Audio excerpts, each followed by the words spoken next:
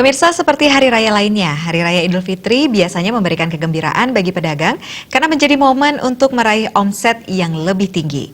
Namun kondisi itu tak terjadi pada Lebaran tahun ini yang masih dalam kondisi pandemi COVID-19, membuat permintaan masyarakat terhadap kebutuhan pangan menjadi sepi.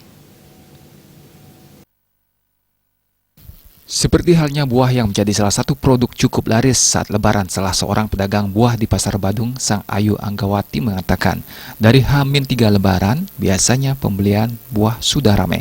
Tak hanya kurma yang sudah laris dari awal bulan puasa, buah-buahan jenis lainnya juga ramai permintaan saat perayaan Hari Besar Umat Muslim ini. Namun tak demikian pada tahun ini, Sang Ayu mengatakan penjualan saat ini sangat sepi. Selain daya beli masyarakat yang menurun, minimnya perayaan yang dilakukan masyarakat juga menjadi faktor penyebab sepinya permintaan. Padahal tahun ini tak banyak umat yang mudik, tapi penjualan tetap sepi.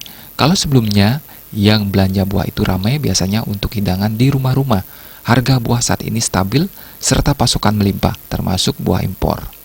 Seperti halnya kurma saat ini dijual Rp40.000 per kilogram. Untuk kurma curah dan kurma kemasan atau kurma basah Rp100.000 per kilogram. Harga masih sama dengan tahun lalu. Hal senada juga diungkapkan pedagang buah lainnya, Jero Wiwi. Dia mengatakan harga buah saat ini stabil baik impor maupun lokal yang jenis tertentu. Namun demikian, dia juga mengeluh sepinya pembeli saat ini.